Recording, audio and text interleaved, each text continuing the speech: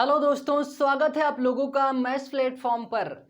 मैं अजय कुमार आप लोगों का बहुत बहुत स्वागत करता हूं हमारे इस यूट्यूब चैनल पर। तो दोस्तों, कल हम लोगों ने साधारण ब्याज का भाग 2 पढ़ा। उम्मीद करता हूं कि आप लोगों को पार्ट 2 सिंपल इंटरेस्ट का समझ में आया होगा।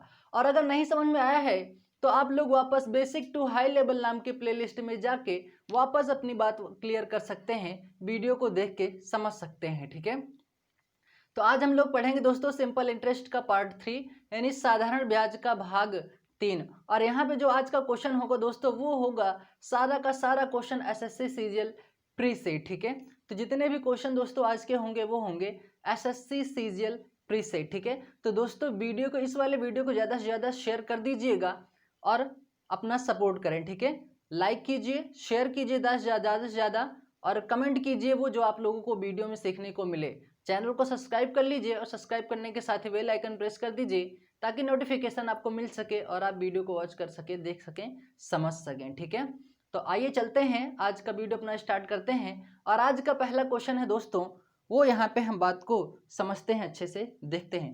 और ये क्वेश्चन पूछा गया है दोस्तों एसएससी सीजीएल प्री 1999 में। ठीक है, तो आज का पहला क्वेश्चन हमारे सामने है। क्वेश्चन कह रहा है कि 150 रुपये प्राप्त करने के लिए कितने रुपए को 6 महीने के लिए 4% ब्याज दर से साधारण ब्याज पर देना होगा। ठीक है, ये हमसे यहाँ पे क्या पूछ रहा है कि साधारण ब्याज पर देना होगा कितने रुपए। तो हमें यहाँ से दोस्तों जो ज्ञात करना है वो ज्ञात करना है दोस्तों यहाँ से हमें मूलधन। ठीक है, अब यहाँ पे देखो दोस्तों 150 रुपये प्राप्त करने के लिए, तो दोस्तों जो 150 रुपये है ना, ये दोस्तों कब आएगा, ये कब आएगा, ये आएगा जब हम इसका हम ब्याज निकालेंगे, सिंपल इंटरेस्ट निकालेंगे तब। तो दोस्तों इसका ब्याज कितना है, 150 रुपये है। दर कितनी है इसकी, दर है यहाँ पे 4%। ठीक है, 6 महीने यानी जो इसका समय है दोस्तों वो समय है 6 महीने। ठीक है, इतनी चीज हमें यहाँ से दी गई है और हमें पूछा है यहाँ से कि मूलधन क्या होगा। ठीक है, यानी साधारण ब्याज पर देना होगा मतलब कितने रुपए, यानी कितनी राशि देनी होगी उसको, यानी आपसे पूछ रहा है मूलधन, प्रिंसिपल। ठीक है, अब देखते हैं, आगे बढ़ते हैं। मूलधन ज्ञात करने के लिए मैंने बोला है दोस्तों आप लोगों को कि मूलधन बराबर होता है ब्याज, ये ब्याज गुणे 100 तो हमेशा ऊपर ही रहता है। 3 बातें होती थी, मूलधन, दर और समय। जब मूलधन पूछ लिया है तो क्या बचा दोस्तों, दर गुणे समय। ठीक है, यही चीज तो बचा। अब ब्याज कितना है दोस्तों, 150 रुपये है, तो दोस्तों यहाँ पे रखेंगे 150 रुपये गुणे 100 रहता ही है। ठीक है, कितना है, दर कितना है, 4%। ठीक है, लेकिन यहाँ पे समझने वाली बात यह है दोस्तों कि यहाँ पे जो समय है वो है महीने में। और मैंने आप लोगों को पहले पार्ट में नोट करवाया है कि जो समय होना चाहिए वो होना चाहिए वर्ष में। ठीक है, और मैं आप लोगों को समझा रहा था कि जो जैसे महीने में आ गया, दिनों में आ गया, तो उसको कैसे कन्वर्ट करेंगे, उसे वर्ष में कैसे बदलेंगे, तो वो चीज़ यहाँ पे हम सीखेंगे। ठीक है, तो दिन वाला तो कन्वर्ट करना मैंने बता दिया था, एक क्वेश्चन में दिया था 73 दिन, उसको वर्ष में बदलना था, भाग दे दिए थे 365 में। क्यों दिए थे दोस्तों, क्योंकि एक वर्ष में टोटल 365 दिन होते हैं। ठीक है, और यहाँ पे दोस्तों महीने की बात आ गई है तो 6 महीना है। अब इसको वर्ष में बनाने के लिए 12 से क्या देना पड़ेगा, भाग देना पड़ेगा। ठीक है, क्योंकि एक वर्ष में 12 माह होते हैं। ठीक है, उम्मीद करता हूं कि जानकारी आप लोगों को होगी और अगर नहीं है तो आप लोग यहाँ से सीख लीजिए। ठीक है, अब क्या होगा, वैल्यू कैलकुलेट कर लेते हैं। यहाँ से 6 का नम 6 होगा, 6 दूना 12 हो जाएगा। ठीक है, अब यहाँ से वैल्यू कैलकुलेट करते हैं, 2 का नम 2 होगा, ये हो जाएगा 2 दूना 4। अब ये 2 बचा, यहाँ से ध्यान से देखिएगा अच्छे से, 2 एक नम 2 होगा, 2 को 50 से गुणा करेंगे मतलब डिवाइड करेंगे तो होगा 50, कितना हो जाएगा, 50 दूना 100 होता है। अब क्या होगा, ये 15 है, ये 5 है, 15 पचे कितना होता है दोस्तों, 75 होता है। 75 ऐसे लिख दीजिए, एक जीरो यहाँ पे है, एक जीरो यहाँ पे है, डबल जीरो लिख दीजिए। ये डायरेक्ट तरीका आप लोग सीख लीजिए दोस्तों, मल्टीप्लाई करने का, गुणा करने का। ठीक है, तो आपका जो मूलधन होगा वो होगा 7500 रुपये, यानी 150 रुपये प्राप्त करने के लिए 7500 रुपये को 6 महीने के लिए 4% ब्याज दर से साधारण ब्याज पर देना होगा। ठीक है, तो आंसर हमारा क्या होगा, 7500 रुपये। ठीक है, तो उम्मीद करता हूँ बात समझ में आई होगी। वापस एक बार फिर से समझ लीजिए बात को। बस एग्जाम जो क्वेश्चन का एग्जाम पैटर्न है ना, वो बिल्कुल समझ लीजिए दोस्तों, पूरी की पूरी बात क्लियर हो जाएगी। ठीक है, वापस एक बार फिर से समझ लीजिए। 150 रुपये प्राप्त करने के लिए दोस्तों, इस बात को समझो, वो बोल रहा है कि 150 रुपये प्राप्त करने के लिए मतलब वो आप लोगों को ब्याज दे दिया है। ठीक है, बोला कितने रुपए, यानी आपसे धनराशि पूछ रहा है, मूलधन पूछ रहा है। ठीक है, 6 महीने के लिए आपको समय दे दिया है, 6 महीना, दर भी दे दिया है 4%, साधारण ब्याज पर देना होगा। ठीक है, तो दोस्तों मैंने आप लोग बताया है कि दो बातें नोट करवाई थी कि जो समय होना चाहिए वो हमेशा वर्ष में होना चाहिए, और जो भिन्न होनी चाहिए वो हमेशा साधारण भिन्न होनी चाहिए। ठीक है, तो देखो दोस्तों, यहाँ पे बात महीने में है, इसको वर्ष में बदलने के लिए 12 से हम क्या कर दिए हैं, भाग दे दिए हैं। ठीक है, तो बस वैल्यू को अपना कैलकुलेट कर लिए हैं। फॉर्मूला आप लोगों को पता है, ब्याज इंटू 100 ऊपर ही रहता है, दर गुणे समय बचा। क्यों बचा, क्योंकि मूलधन आपसे यहाँ पे पूछ लिया है। तो ब्याज हमारा 150 है, गुणे 100 ही है। ठीक है, ये 4% हमारा दर है, समय है 6, उसको वर्ष में बदले, बना 12। 6 दूना 12 हुआ, 2 एकम 2, 2 दूनी 4 हुआ, 2 एकम 2, 2 को 50 से डिवाइड किए हुआ 100 हुआ। ठीक है, 50 को 15 से, यहाँ से 150 को 50 से गुणा किए तो बना 7500 रुपये। ठीक है, तो उम्मीद करता हूँ अब बात क्लियर हो गई होगी। स्क्रीनशॉट ले लीजिए, फिर बढ़ते हैं अगले प्रश्न की तरफ। और ये क्वेश्चन दोस्तों एसएससी सीरियल प्री में पूछा गया है 1999 में। ठीक है, आज का क्वेश्चन जो होगा दोस्तों वो एसएससी सीरियल प्री से ही होगा। ठीक है, तो दोस्तों जो हमारा अगला क्वेश्चन है वो यहाँ पे देखते हैं।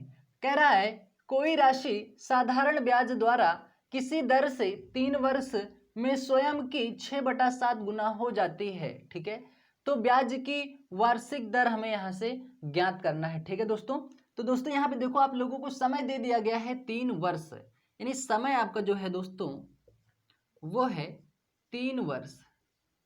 ठीक है, और आपका जो दर है, दर हमें यहाँ से ज्ञात करना है, वार्षिक दर बताओ, यानी दर जो है आप लोगों को यहाँ से फाइंड आउट करना है। ठीक है, अब आप लोगों को क्या पता होना चाहिए, दर निकालने के लिए मैंने आप लोगों को बोला है यहाँ से रेट ऑफ इंटरेस्ट होता है ब्याज इंटू 100, तो ये तो ऊपर ही रहता है। ठीक है, जब दर पूछ लिया है आपसे, बचा क्या आपके पास, मूलधन। ठीक है, और समय बचा, यही दो चीज बचा है। दर आपसे पूछ ही लिया है यहाँ पे।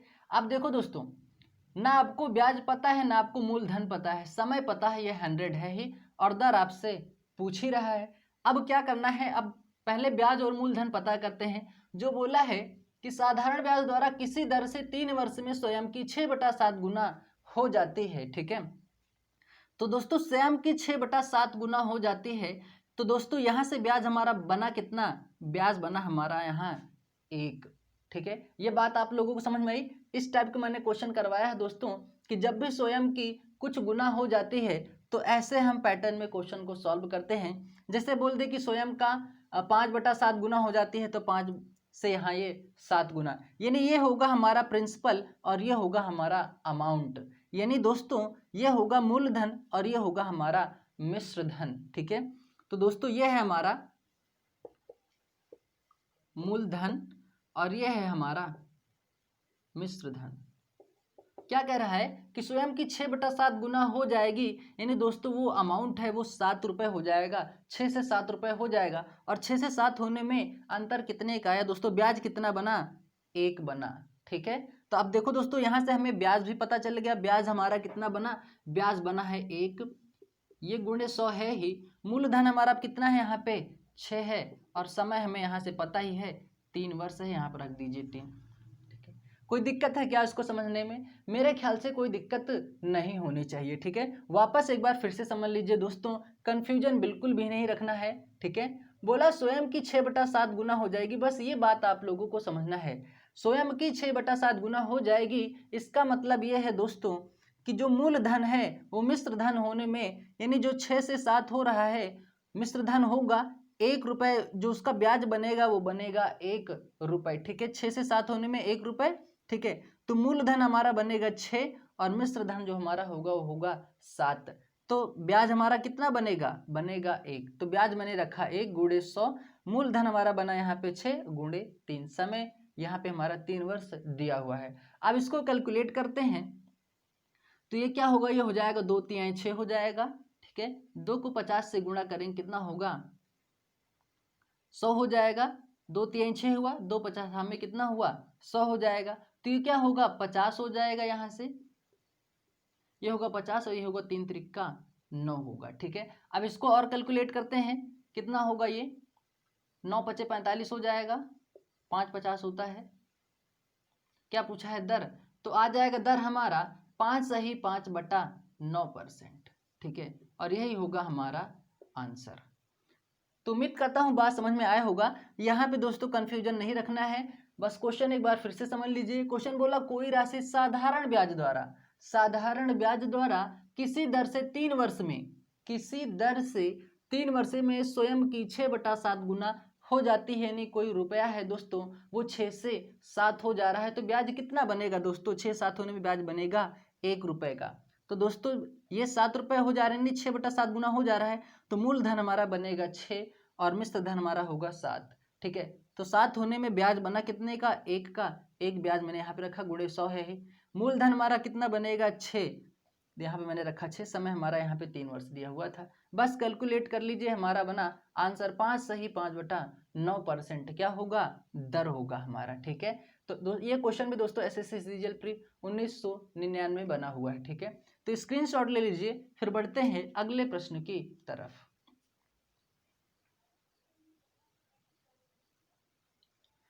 तो दोस्तों अगला क्वेश्चन हमारे सामने है, ध्यान से देखिएगा, अच्छे समझिएगा।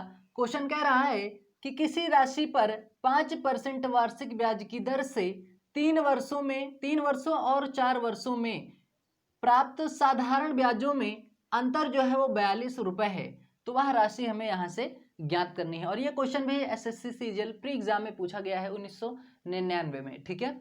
अब देखो दोस्तों, बात को यहाँ पे समझना है कि 2 वर्ष है यहाँ पे हमारे पास अलग अलग, ठीक है, 5% की दर से, ठीक है, 3 वर्षों में, और ये भी 5% की दर से 4 वर्षों में। ये बात समझ में आई दोस्तों। ये जो रेट ऑफ इंटरेस्ट है ना दोस्तों, वो दोनों वर्षों के लिए समान है, यानी इसका भी 5% है और इसका भी 5% है, ठीक है। जब इसका मल्टीप्लाई करेंगे दोस्तों तो ये होगा 5 तिहाई 15% और ये हो जाएगा 5 चौक 20%। और दो बोला इन दोनों का अंतर जो है वो है 42 रुपए। क्या बोला कि 3 वर्षों और 4 वर्षों में प्राप्त साधारण ब्याजों में अंतर कितने का है, 42 रुपए का। हम तो कह रहे हैं 42 रुपए, लेकिन यहाँ पे क्वेश्चन में कह रहा है दोस्तों कि कितना होगा, अंतर कितने का आएगा दोस्तों, यहाँ पे 5% का, यानी 20 में से 15 घटाएंगे बचेगा 5%। हम तो कह रहे हैं 5% का अंतर, लेकिन क्वेश्चन कह रहा है 42 रुपए का अंतर है। यह बात समझ में आई दोस्तों, उम्मीद करता हूँ बात बिल्कुल समझ में आई होगी। बस यहाँ पे कंफ्यूजन नहीं रखना है कि भाई दोनों जगह मैंने 5% क्यों रख दिया। जो ये 5% यानी रेट ऑफ इंटरेस्ट है, जो दर है वो दोनों वर्षों के लिए है। बोला क्या, 5% वार्षिक ब्याज की दर से 3 वर्षों और 4 वर्षों में, यानी दोनों के लिए दिया है। तो 5 तिया ये हुआ 15, 5 चौक हुआ ये 20%, और इन दोनों का अंतर बना कितना दोस्तों, 5%। हम तो कह रहे हैं 5% का अंतर, लेकिन क्वेश्चन कह रहा है 42 रुपए का, ठीक है। अब इसके आगे क्वेश्चन को सॉल्व करते हैं। तो 1% बराबर क्या होगा दोस्तों, 42 बटा ये हो जाएगा 5, ठीक है। अब इसके आगे बात को समझते हैं।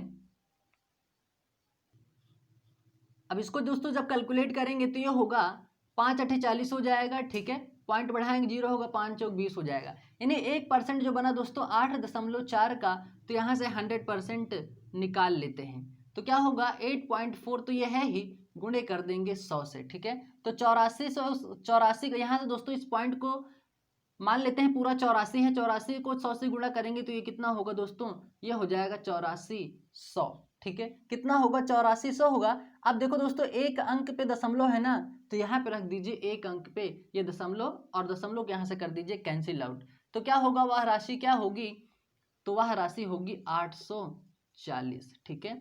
तो यह होगा हमारा आंसर इस क्वेश्चन का, ठीक है। तो उम्मीद करता हूं बात समझ में आई होगी आप लोगों को। वापस एक बार फिर से समझ लीजिए। किसी राशि पर 5% वार्षिक ब्याज की दर से 3 वर्षों और 4 वर्षों में प्राप्त साधारण ब्याजों में अंतर कितना है? 42 रुपये। तो दोस्तों ये 5% जो है वो दोनों वर्षों के लिए है, 3 वर्षों के लिए और भी और 4 वर्षों के लिए भी, ठीक है। तो इनका गुणा किए बना 15% और इनका गुणा किए बना 20%। इनका बोला अंतर है तो अंतर बना 5% का। हम तो कह रहे हैं अंतर 5% का, लेकिन क्वेश्चन कह रहा है 42 रुपये का अंतर है। तो 5% 42 का, तो 1% 42/5, इसको कैलकुलेट किए 8.4 बना। जब 1% 8.4 का, तो 100% कितना होगा? 8.4 रखे गुणे 100 किए, पूरा इसको 84 मान के 100 से गुणा किए बिना बना पूरा 8400। एक अंक पे दशमलव था, मैंने भी यहाँ पे एक अंक पे दशमलव रख के इस जीरो को कैंसिल आउट कर दिया, तो आंसर बना हमारा 840, ठीक है। तो स्क्रीनशॉट ले लीजिए। फिर बढ़ते हैं अगले प्रश्न की तरफ। उम्मीद करता हूँ बात समझ में आई होगी, डाउट कंफ्यूजन कहीं भी नहीं रखना है, ठीक है।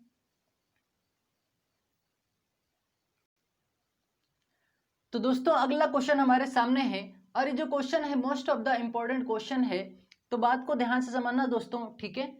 और ये भी क्वेश्चन पूछा गया है एसएससी सीजीएल प्री एग्जाम 1999 में। क्वेश्चन क्या कह रहा है दोस्तों? क्वेश्चन कह रहा है कि 10,000 रुपए की राशि का कुछ भाग 8% ब्याज की दर से तथा शेष भाग 10% ब्याज की दर से उधार दिया है, ठीक है।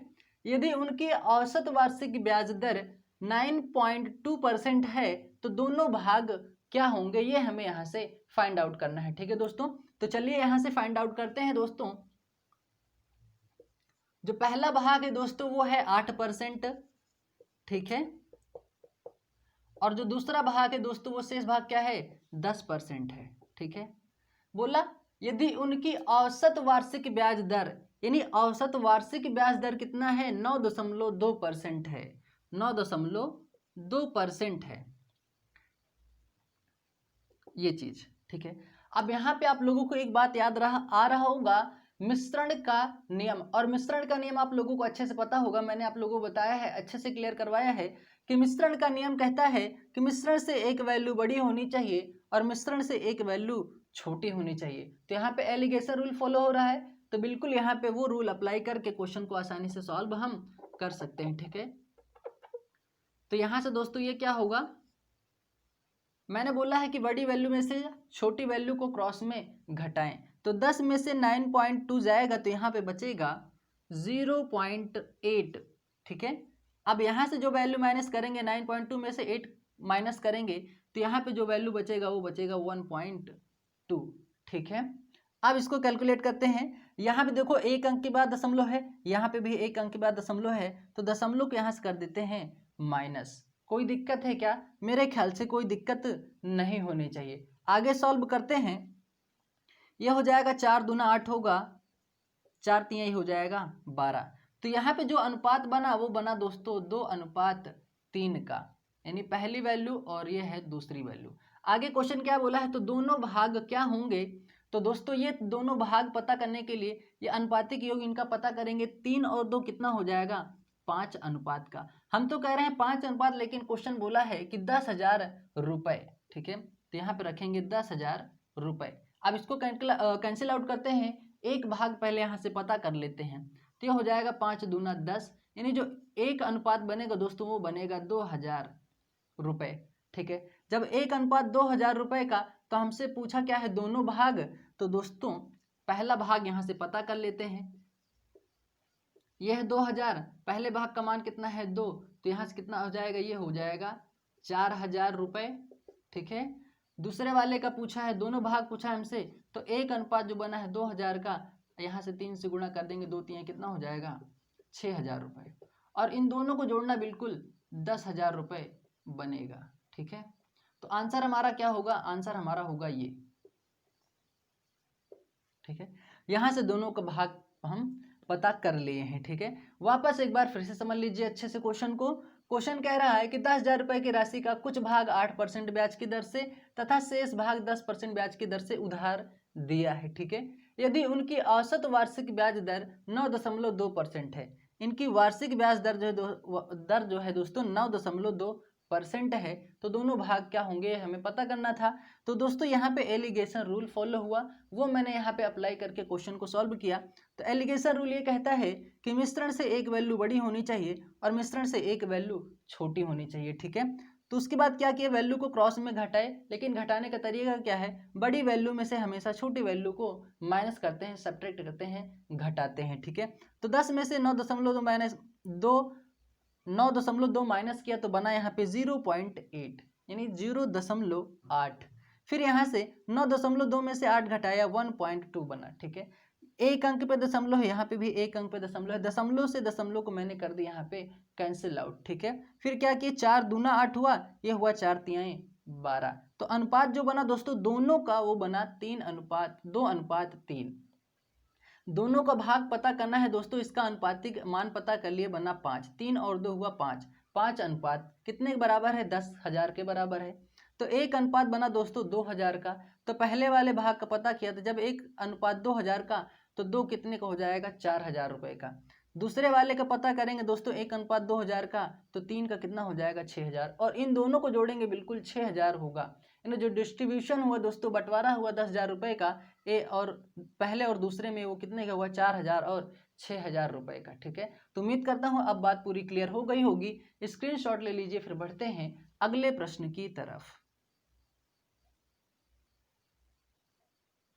तो दोस्तों अगला जो क्वेश्चन है हमारे सामने, ध्यान से देखिएगा, समझिएगा। क्वेश्चन कह रहा है कि 1600 रुपए की धनराशि पर 2 वर्ष 3 महीने का साधारण ब्याज 252 रुपए है, तो ब्याज की दर प्राप्त करो। हमें यहाँ से ब्याज की दर ज्ञात करना है। अब देखो दोस्तों, यहाँ पे दोस्तों वर्ष में भी बात आ गया है और महीने में भी बात आ गया है, ठीक है। तो इस चीज को यहाँ पे हम लोग अच्छे समझेंगे। तो आइए समझते हैं।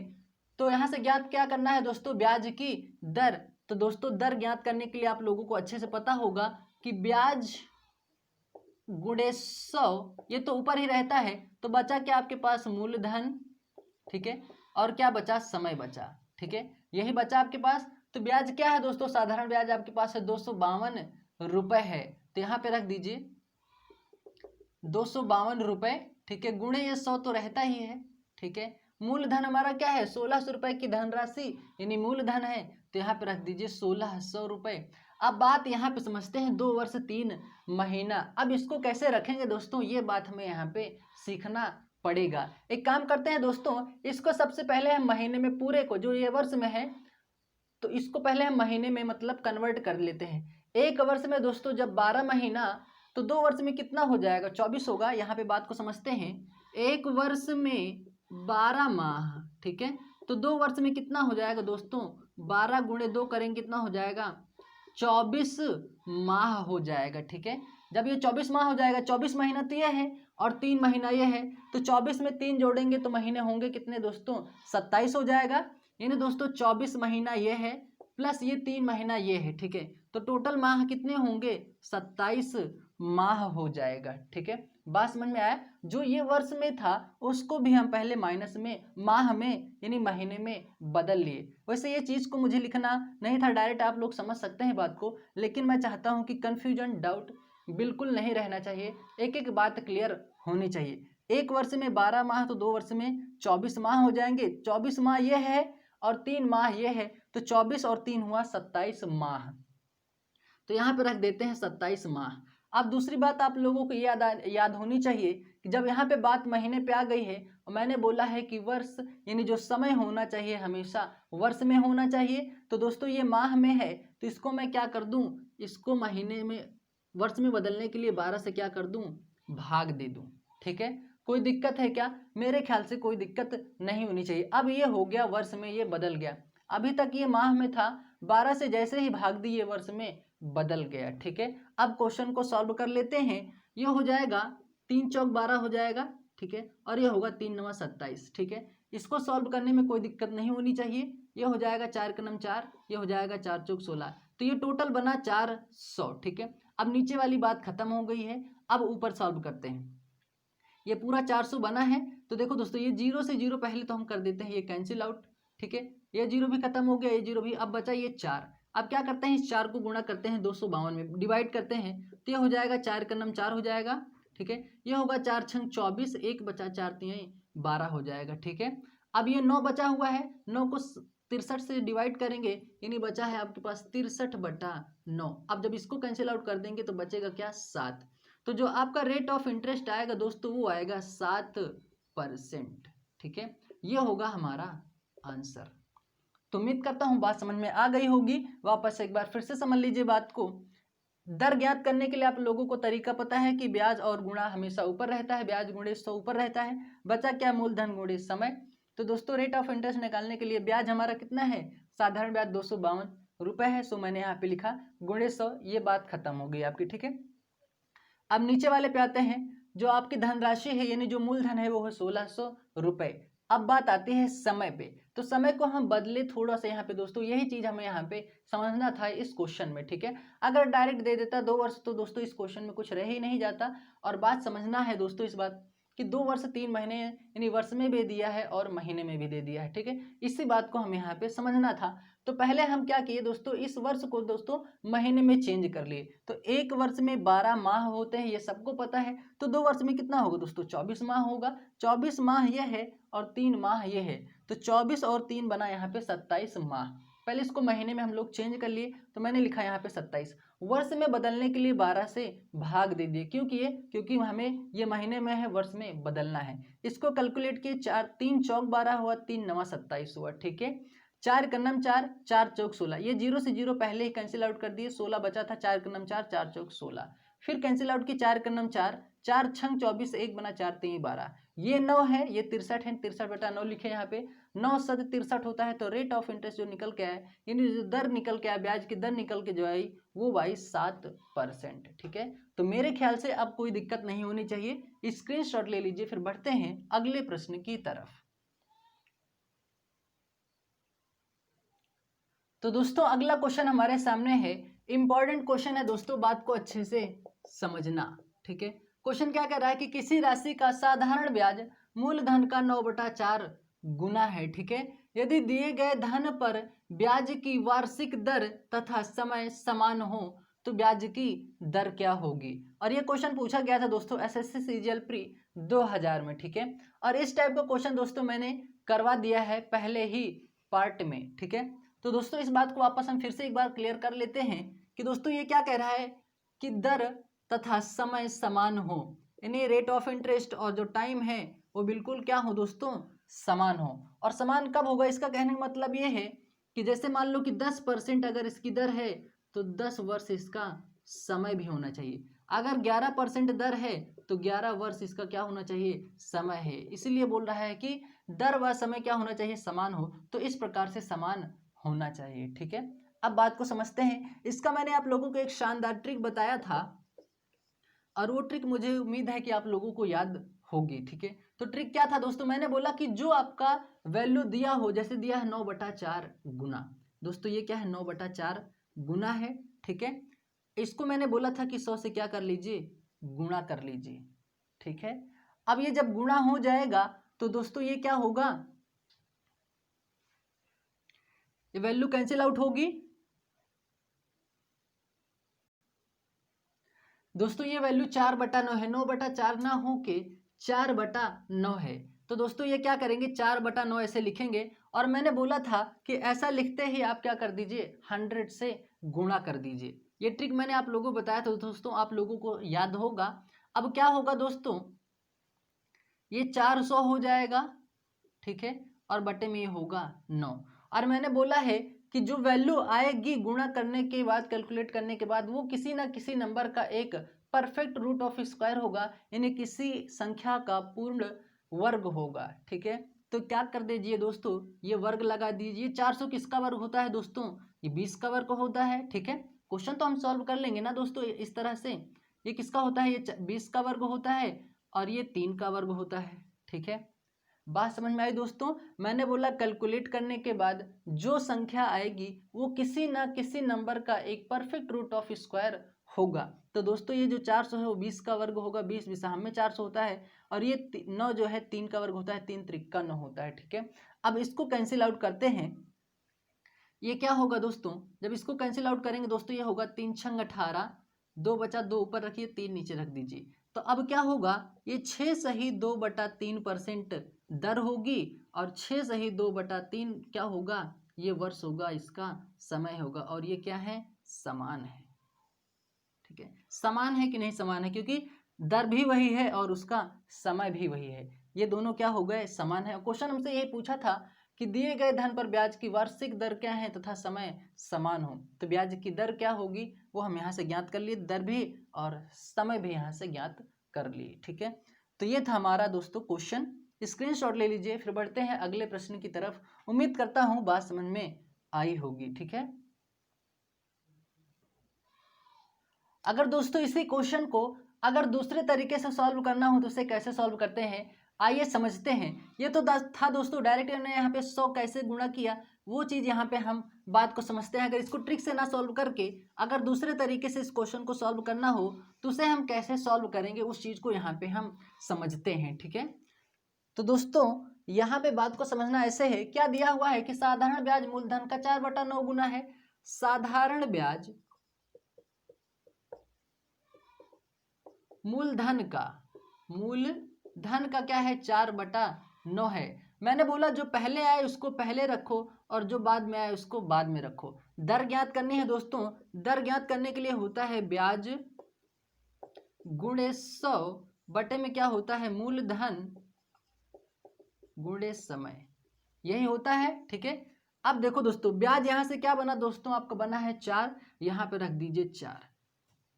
ठीक है, अगर वो ट्रिक ना अप्लाई करके दोस्तों अगर आपसे सिर्फ दर पूछा है तो उस दूसरे तरीके से क्वेश्चन को कैसे सॉल्व करना है, यदि आप वो तरीका आप भूल जाते हैं तो आप इस तरीके से भी क्वेश्चन को सॉल्व कर सकते हैं। तो ब्याज क्या बना दोस्तों, ब्याज बना यहाँ पे 4, मूलधन क्या बना दोस्तों, ये ब्याज हो गया गुणे ये हो गया 100। ठीक है, अब मूलधन क्या बना दोस्तों, मूलधन यहाँ पे है 9। ठीक है, समय हमें यहाँ पे नहीं पता है, समय क्या कह रहा है कि धन पर ब्याज की वार्षिक दर, यानी एक वर्ष में दर जो है, दर तथा समय समान हो। एक वर्ष में यानी समय आपको दे दिया 1 वर्ष। ठीक है, अब यहाँ से क्वेश्चन सॉल्व करते हैं। देखो ये क्या बनेगा, अब ये बन जाएगा पूरा 400, अब ये बनेगा 9, इसका वैसे तरीके से निकाल लीजिए कितना हो जाएगा। दर हमें यहाँ से ज्ञात करना था, ये होगा 20 और ये होगा 3। इसको कैंसिल आउट जब करेंगे तो दोस्तों जब इसको कैलकुलेट करेंगे तो यह होगा 3 छंग 18। ठीक है, 2 बचेगा, 2 ऊपर रख दीजिए, 3 नीचे रख दीजिए, तो ये हो जाएगा परसेंट। तो 6 सही 2/3% हमारा क्या होगा, आंसर होगा। तो हम इस क्वेश्चन को इस तरीके से भी सॉल्व कर सकते हैं कि आप लोग सोच रहे थे कि वो डायरेक्ट में 100 वहाँ पे कैसे रख दे रहा था, तो दोस्तों इस वजह से ऐसे में जो वैल्यू दिया था मैंने बोला था कि डायरेक्ट ऐसे हम 100 को रख के क्वेश्चन को सॉल्व कर सकते हैं। ठीक है, तो उम्मीद करता हूँ अब बात पूरी समझ में आ गई होगी, स्क्रीनशॉट ले लीजिए। ठीक है, तो ये था आज का हमारा वीडियो दोस्तों, उम्मीद करता हूं कि आप लोगों को समझ में आया होगा। तो इस वीडियो को दोस्तों ज़्यादा से ज़्यादा शेयर करके अपना सपोर्ट करें, लाइक कीजिए, कमेंट कीजिए वो दोस्तों जो आप लोगों को वीडियो में सीखने को मिले। ठीक है, तो दोस्तों आप लोग अपना सपोर्ट कीजिए अच्छे से और कमेंट कीजिए मोटिवेट। ठीक है, तो दोस्तों मिलते हैं अगले वीडियो में, तब तक के लिए थैंक यू, जय हिंद।